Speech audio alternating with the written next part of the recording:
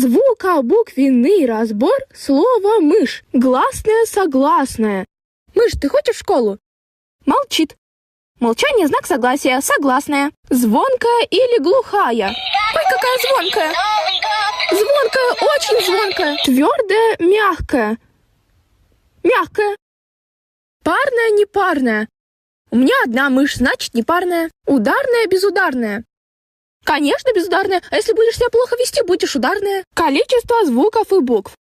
Так, букв. 1, 2, 3, 4. 4. Звуков